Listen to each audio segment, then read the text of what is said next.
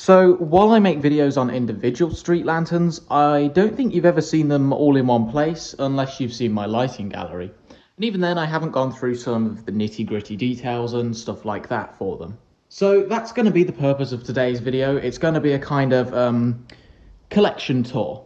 Now, the intro here is recorded a few days later, so you can see some stuff which isn't going to be in this video because when I recorded it, it wasn't. But it will be in part number 2, which will happen when I get, I think, 17 more lanterns, so an extra 20 on top of the ones that I've already got. Ones that won't be in the collection video today are the Alpha 9 down there, the Revo Hyperion B just there, and this traffic light. Those 3 are not going to be in today's video because I didn't have them at the time, so they're going to be in part number 2. So there's a fair few to go through, as you can see. I need to order more shelving desperately because I'm out of room. But the first one, this one is the smallest version of the WRTL Vectra. It does work. It's got a little thing coming out here. You can open it by undoing this clip here, which it opens. I usually have Son-E lamps, that is the elliptical ones in there. There's not one in there at the minute. The next shelf down, we have a Philips M150. This one is the last of the earliest version of the MI50 produced. It used to go under the catalogue name M150.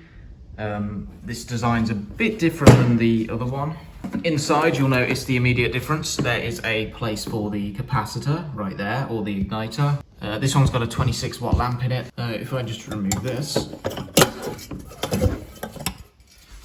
you can see just barely on the label, it says M150. This is a remote geared lantern, so there is no gear in it, so that capacitor / igniter holder is pretty much useless. It also uses a different paint here, so it's a lot whiter than the ones you're going to see later on. Came with a HL2 photocell on top. Now, I didn't originally know what year this came from because there was no date code, to my knowledge. It's actually solved somewhat of a mystery, which is when the MI50 changed their design. And we found out that it is 1981, which is when the design changed to the modern Philips MI50. This was made the year that the design changed, so this would have been one of the very last M150s produced. On the shelf down, we have a Simplex Aries. Immediately, you probably can't notice anything different about this, apart from maybe right there. But if I turn the lantern over, this was given to me by another collector, and I think there's only 2 of these that actually still exist. He made one for himself and he made one for me. The driver, I think, came out of an Ultra 2, if I turn it on as well, which is why I bought it down here. Beautiful. Now, the Simplex Aries was the perfect size to fit. I hate the bolts on these, they never open properly, but perfect size to fit one of these across. And then on the bottom, we have this Industria 2600. It would have been there. It's only got one clip. I did almost fully restore this. It just needs a few new clips and possibly a new bowl as well. It's a bit scuffed here and there. But I don't think the new bowl is going to be worth it, at least at the minute, until I can get a flat glass bowl, because I've done something interesting with this one. Again, you probably can't notice anything different from here, or maybe even here. But you will when I open it. In there is a 500 watt halogen lamp. Now, you do not want to leave these on for too long, and you certainly don't want to leave them on without glass protecting it. This is polycarbonate. I don't think that's going to protect against UV. But I have hope, because a flat glass version of the Industria 2600 was produced. I'm currently looking for a flat glass bowl for it. That way I can have the halogen lamp in there safely without having to keep it on for at max about 15 to 30 seconds at a time. They also put out a lot of heat and you do not want to touch them. You don't even want to touch this bowl. There's 2 other reasons I won't leave it on for too long, as well as the UV light, is the polycarbonate bowl will just burn. It will go completely yellow, and that'll be that, and it will probably break apart. Number 2, my energy bill is always high. It's already high enough. This one had a good spray paint. The photocell has been removed as well, as has the whole gear, because this was in spares, as was that lamp. That lamp there came from a 500 watt halogen floodlight, which which I had in my collection, which I eventually just dismantled for spares. We're now on to the rest of them. Good God. I might have to stop for a tea break in the middle of the recording, but we'll start from the top, because going off that Simplex Aries theme, we have another 2 Simplex Aries up here, one up there, and one down here. This one is, this was my second Simplex Aries, and I think the 8th lantern in the collection, I want to say. So this one's been with me for quite a while. It's a bit scratched up here and there. Just to scrub that off. Not that fiberglass is really anything to keep clean, is it? I mean, look at the state of it. That's after like scrubbing it properly as well. I think this would have run probably 35 watts, but a lot of them around here did run 26 watt socks, dash E. It's only that big, so they look quite ridiculous. But the lamp holder is situated such that you can get your 26 watt lamp in there. But there is a smaller Simplex Aries, which is probably about that long, for the 26 watt lamps. I don't actually have one of those yet, but I know where I can get one from. Then on top we have yet another one. It's a lot heavier than that one. I'm going to show you around the lantern. See if you can figure out why it's so much heavier. Alright. It's pretty much the same thing. It's got the wiring in. That one doesn't have the wiring in currently, because the cable would go just directly into there, into the lamp. Doesn't have a photocell. This one does, but that's not going to add much weight to it. But you'll probably see what the issue is when I turn the lantern round to the back, where it would have been column mounted, and technically still is. In there is a section of the column still left over. You can see where the grind saw had to be used to cut it off. You also have to be so gentle, because if you look closely at the bowl, look at all those cracks. That is from where it had been resting in one of the boxes, and something had put pressure on, and it had just taken the bullet. You see it there. It had just taken the strength out of it. So now I have it lying so that it's kind of on one face rather than on the top. So we're still on that top shelf, because there is 2 more up there. Both are Philips MI26s. I am currently in the process of restoring this one again. It just needs one more layer of paint, and this needs to be kind of rubbed off here, where the paint's just kind of went down the lantern, so put a bit too much on. It also needs a new cell socket, because it was cracked. It was actually cracked when I got it, so that's nothing that I've done. First Philips MI26 this was, and my 3rd SOX lantern in the collection. And that is the original lamp it came with. I've kept it in there this whole time. There's a sticker, and you can even get a glimpse of the gear if you look in there. It's also going to need a paint underneath here. So there's that MI26. Just move that over there. And then we have another one. This one looks pretty much identical to that one over there. This one's cell socket is in much better condition. The cork that went round there previously literally rotted away. But if I open it up, you can probably already see it. Rather than a reflector tray, this one's got a gear tray. Internally fused, something I don't see many lanterns do. And you may notice it doesn't actually have a lamp holder, because I pinched it because I needed it on something else temporarily, and I just never put it back again. The lamp holder is in my spares box currently, and I do plan to put it back in. But in the because this doesn't have a gear in it, because it was taken out for repairs, I run incandescent lamps in this usually. If I had that on there, I would have showed you it powered up, but I forgot that I'd taken that out, and I need to put it back on. So now we're onto this shelf here. So you can see immediately 3 2600s, and in case you're wondering, yes, I did just have to put the cell back on there. This one is just your bog standard post top 2600. You may or may not be able to see the spigot down there. I'm not going to get it out because these things are quite heavy. You can see the, I think this is 70 watt SON, high pressure sodium in there. Another post top 2600. This one is interesting. You can immediately notice it's black. But what's even more interesting is this was painted black in the factory. And the way you can tell is because inside of there, it's all black inside. Inside of the spigot back there, this appears to have been just rushed because it's all coming off here. There you go, all black inside. So it must have come from the factory. because even underneath the photocell socket, and I did check this, it's black as well. So immediately you probably don't notice anything different about this one. You might not even notice it from here, but you probably notice it from there. So to open it, 24 watt PLL. So yeah, that goes into there. That's where the ballast is under there. Moving over, we have an MI50 remote geared, so MI50-OO. Zodeon SS6 on top. Also, one thing I've noticed about this one, the bowl's on backwards. See that little lamp signal there? That goes at the lamp end, so here. And the hinge is there, on the back. The clip is on the front. Usually that's on the back of these things, look. So the side entry thing's here. So I don't quite know what's going on with that, if I just screwed the things on backwards. MI50-OO. This one's from 1985, this one's from. I think January 1985. 35 watt SOX lamp in there. Side by side they look pretty similar, but notice the different paint and also notice the absence of the capacitor igniter mount there. Also, that has 4 screws holding its gear tray on. This one only has 2. And the sticker is at the front there, but here, yeah, it's there.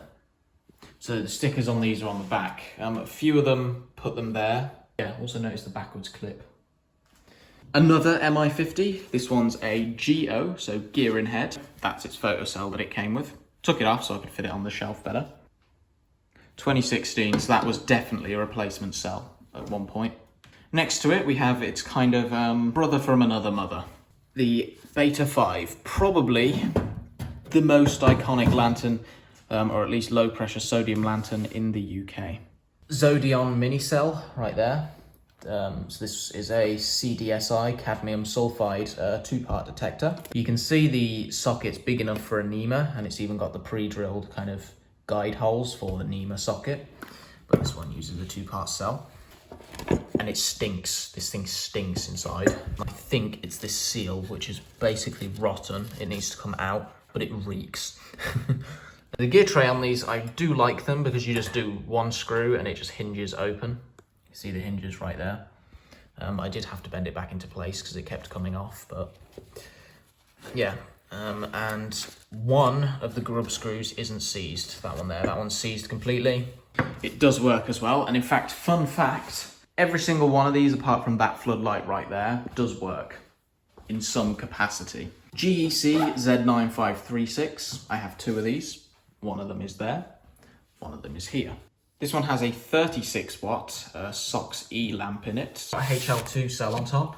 This one's not original to it, I just thought I'd put that on there because it looks good.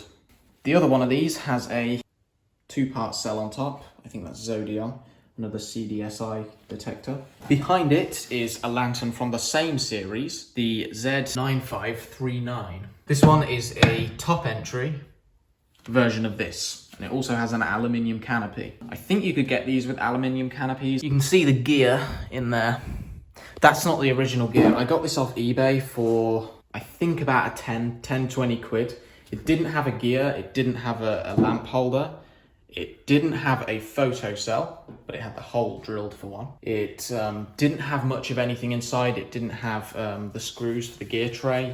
One of them was completely broken, the other one just wasn't there. But I've put all that in now, and it does work. The only thing I am going to get hold of is a lamp holder because I'm using a length of earth wire. Another interesting thing about these is they use the gear tray from the 26-35 watt version of this, so it looks a bit weird because the gear tray doesn't go all the way to the end, and you can see the holes that the smaller lantern would use to keep the gear tray in place. So that does it for that shelf, and that one, these have actually switched places, I've just noticed. So that one is now up there and that one is now down here, but it doesn't really matter. Down below we have our smaller lanterns. We'll start with the biggest one here. This one, very special to me. This is the first ever lantern that I collected. I bought it from eBay. This was the first one in the collection. It has been restored. It will need another lick of paint. Yeah. This one is kept as original. You can see the think it's 70-watt Son-T lamp in there. Same gear, same everything inside. Yeah. And as well, I've just noticed my first lantern has a plug on it. So why don't we give it a shot? It's a bit spluttery, but it does get going eventually. It also looks worse on the camera, but you can see the lamp in there.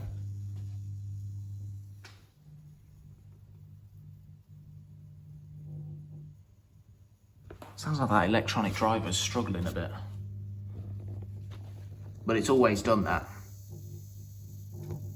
You can also, this is a really noisy lantern. Listen to it. I don't know why it's so noisy, it just is.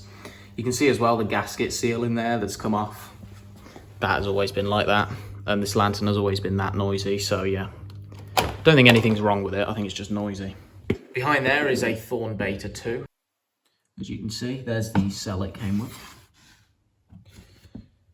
That one has been completely cleaned and it's been given a new bowl. I'll show you the old bowl later because I do still have it. Same kind of clip and hinge system as the Beta 5. It's also got a similar hinged gear tray to the Beta 5. In front, Eleco GR535-1. This one does not have a bowl, but it has everything else that it needs. It's got all the wiring and everything. It's had a new connector put in. Photocell, it's going to need another one. Still got the clip and everything, so all it needs is a bowl, and we'll be good to go. And then 2 of these, and these have also had new bowls. So these 3 here have had new bowls, and that one needs a new bowl. So yeah, this is like the new bowl shelf. This is GEC Z9580.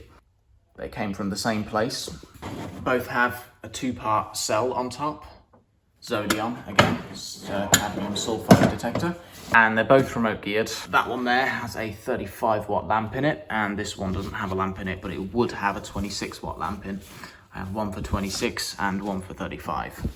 I love these little things. I think they're the smallest low-pressure sodium lantern there is. They're even smaller than the GR535. Not at the minute, because it doesn't have a bowl, but when I get a bowl, it'll be bigger than these.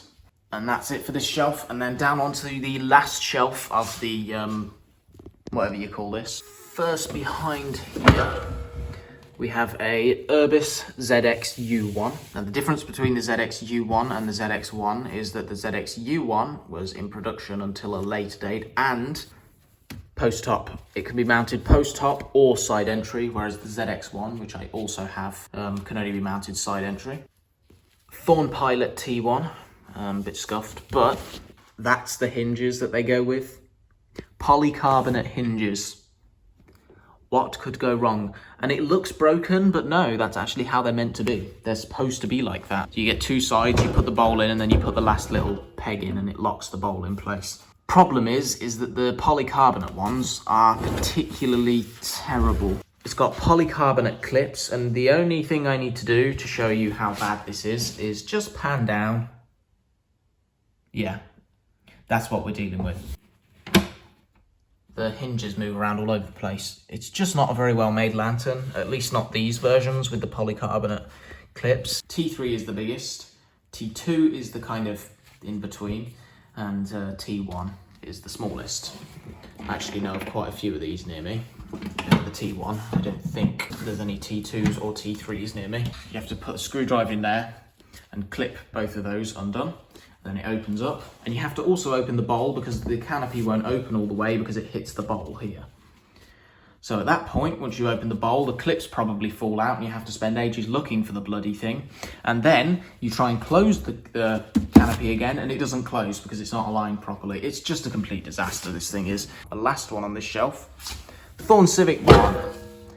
I love this lantern. I absolutely love the Civic 1. Now, I didn't used to. I used to think they were really weird looking and I didn't really have an interest in them at all. I particularly like this one. It is the newer model Civic 1. There's a couple of older model Civic 1s just there. This is the newer one right here. It has a clip on the back rather than the 2 screws, but it kind of isn't good for that reason. The old Civic 1 is a lot it lasts a lot longer than this one does because, and the main reason is this clip right here, you open it. That didn't take much effort. When I got this, the only thing keeping it shut was loads of cobwebs and dirt right there. But it's not uncommon to see these clips undone like that, because if a bit of wind catches it or something hits the column, or anything like that. And then at that point, this opens up. And if a wind gust comes along, it can just open the lantern up like so. And then at that point, you can see the water can get in.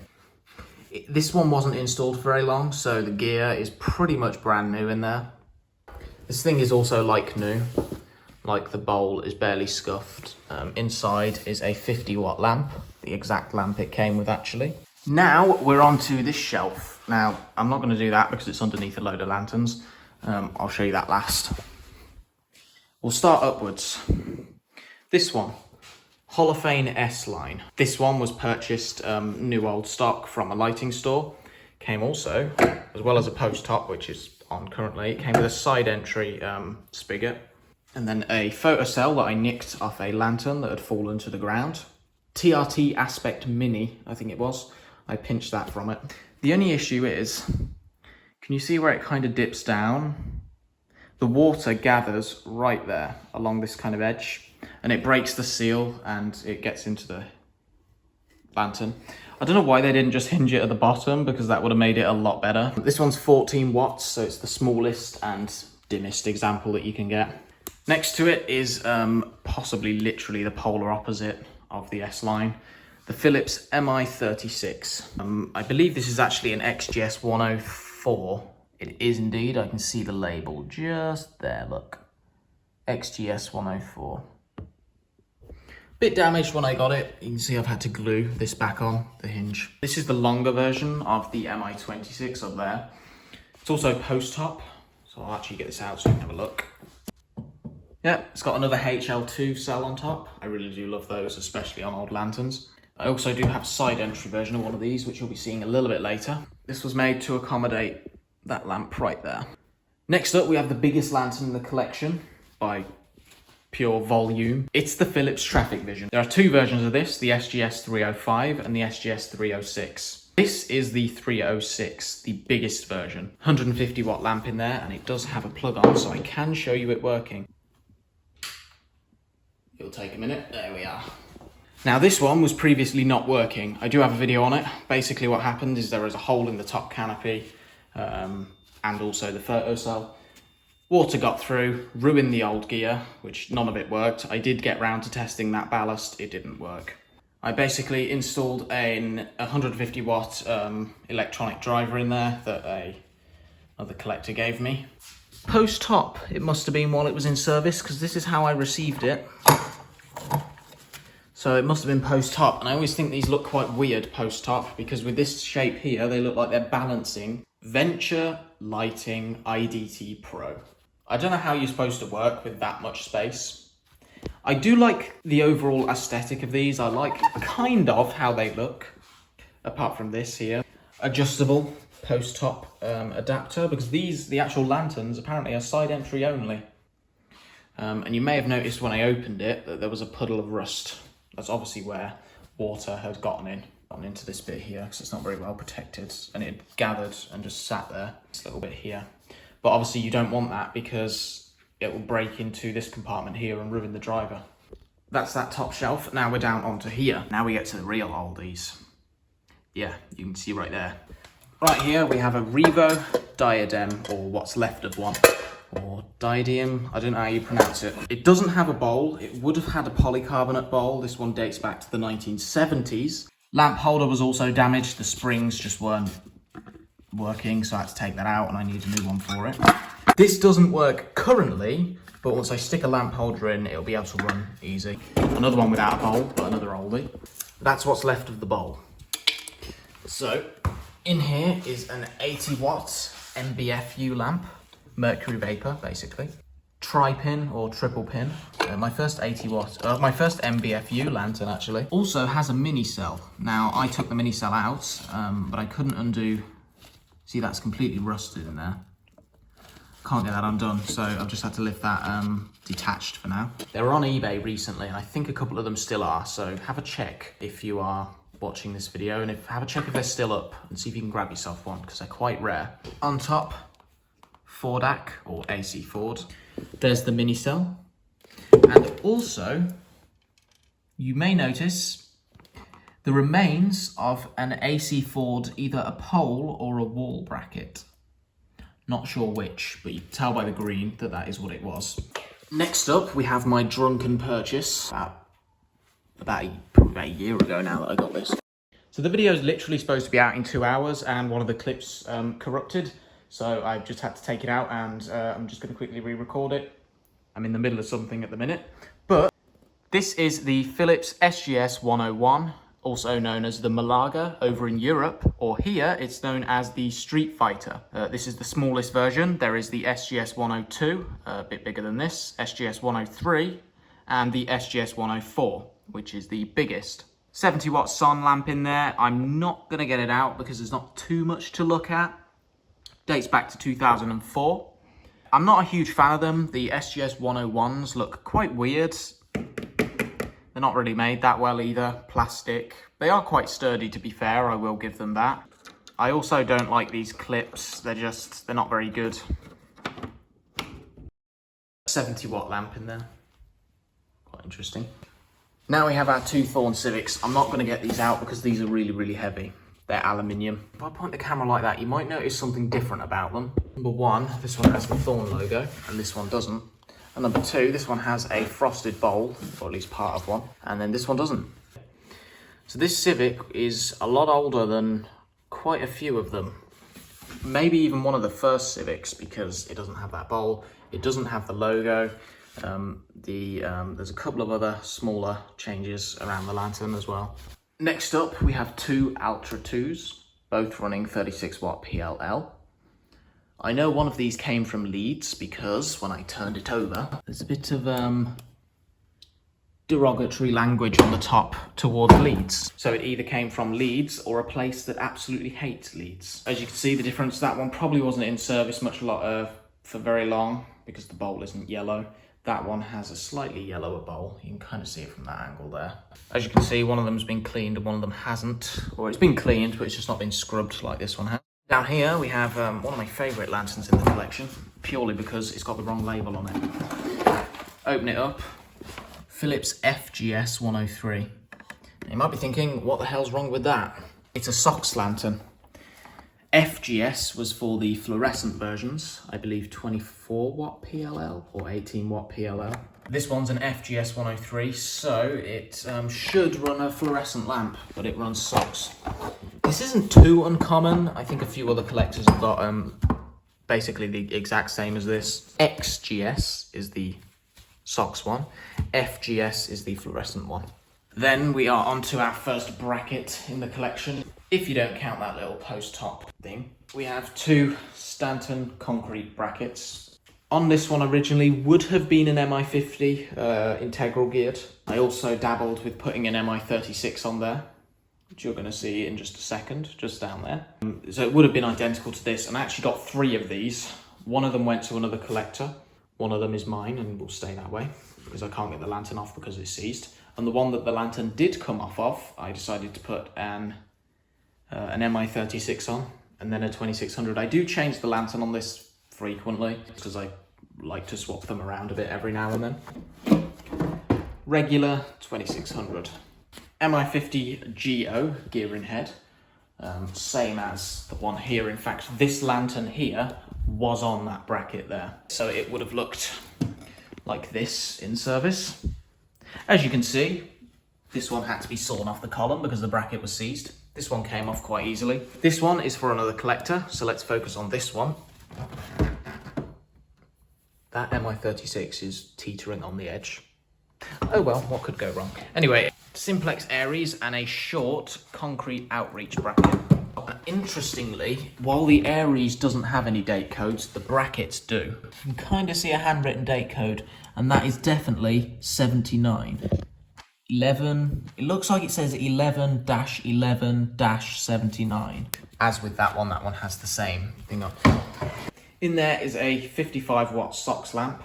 These both would have run and did run 26 watt SOX-E. while they were in service. Then we have the MI36. This one was a bit of a problem to get going because a cable leading up the live, I think it was the live in or the live out cable, had snapped going up to the cell socket, and I didn't notice because it was in that little plastic tube that they use to protect from the heat. XGS104, so this is one of the latest, or one of the last made XGS104s that there was. 2001. Urbis Sapphire 1, and it came with a hockey stick bracket. I am planning to give this bracket to another collector because he actually has a green Sapphire one, which will go pretty well on that bracket, I think, so I'm going to hand that bracket over to him. I'm not going to open it because I don't want to lose my fingers. If you know anything about these, this one here has that clip. And if you watch my video on this Sapphire, you know what I think about that clip. As well, LED and Cosmo white versions were available and still are available. This one is one I got today. Industria 2500. I'm actually going to get this out. Post-top adapter on one end, 36 watt lamp in there. There's the sticker. 2004. That means this lantern is a single month older than me, or at least the bowl is. I haven't looked for any more date codes. Exlite Titan Type A sign light. This one does work as well. It'll take a minute, as is the case with fluorescent lanterns. There you go. Would you look at that? Gives us a good view of this, actually. That is the floodlight. That's the only lantern out of all these lot that don't work. I can't get the thing open, so underneath this, let's just put that there, is that. I managed to get that one out, and these three are all seized. I did try putting a plug or something on the end. Nothing happened. So, yep, it's dead. Next up, we have an Industria Arc X, another one I got today. It's got a Cosmo white lamp in there, and you may notice that reflector is off-centered, and the lamp is too. It would have been used on a zebra crossing. These things are massive as well. Look at the size of that. That is traffic vision size, that is. The seal is amazing. Look at this, right? I haven't cleaned the inside, right? I'm going to show you. This is just how I got it. Look at that. And when you open it, I don't need to hold that anymore. So it's a few days later now, and I realise I forgot to record these two. Number one is a Philips MA90, probably one of the most recognisable lanterns on the main roads. On the bottom, I put a post-top stub bracket on, so this would kind of, yeah, you can see it better from that angle. Original cell. Now, actually, something interesting about this cell. This is quite a unique cell. Zodion SS5, apparently. But if you turn it over, it says Zodion SS4. So I think it's got the wrong sticker in it. Either that or the base plate's wrong. We have a hockey stick, tiny hockey stick bracket. Thorn Beta 8. Now, if you were eagle-eyed when I started this clip, I now have the bigger version of this, the Alpha 9. I won't show it off today, as this is my collection as of the 15th. This video. I will do a follow-up video when I collect, let's say, 20 more lanterns, and I will add those. I'll do like a part 2. So yeah, and it does work as well. This one, I'll try and find some pictures of it when I first got it, but it was rusty. I didn't think it would work. It was going to be used as spares, so I sawn through the metal to get the gear out, but then the gear was clearly, I didn't think it would work, but it did work. I thought this Beta 8 has fought for its right to stay in one piece. You don't count the missing bowl and the missing gasket seal. Yeah, but it's exactly the same as the Alpha 9, just smaller. So that runs 55 watt socks. This one is 90 watt socks, so yeah. Now we're getting to the last four in the collection. We've got the ZX1. This one runs 100 watt sun, which is not good. It's not good because that's too much for it. While it could go up to 100 watts, it wasn't recommended. Yeah, it kind of burned the lamp compartment, and now I need a new optic system for it. So that'll include the bowl, the reflector, which you can't really see. You can kind of see it there, actually. But you'll see it on my website page anyway, the damage that was done while this was in service. 1993, I think this one is. 1998. Either way, you can tell the difference between the ZX1 and the ZXU1. side entry only. There would be a post top spigot there, but it's not, so that's side entry only. GEC Z5678-9. Currently in there, it would have run SOX 35 or SOX 26, but I can turn this one on because I do use it as a living room light frequently. Phosco P111. It's integral geared Son 70 lantern. I believe the gear would have gone up there, but I couldn't put it up there. And then the Thorn Gamma 6. This was my second SOX lantern in the collection, I think. My first post top. Granted, I've only got 3. I do sometimes, but extremely rarely, disconnect the gear and have it on an LED GLS lamp. And that is all of them. Well, actually, technically it's not. You might be able to see that bulkhead down there. I'm not going to show it in this video because it is technically an indoor light. It's not really an outdoor light. And there's also another bulkhead just behind that Altra right there. Our page is on my website for both of those if you want to have a more in-depth look. So part 2 will be made once I get 17 more lanterns on top of the 1, 2, 3.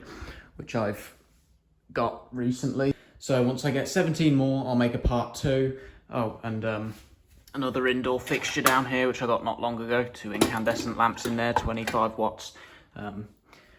I'll show the 3 bulkheads in the next part as well. So yeah, I hope you all enjoyed seeing the whole collection.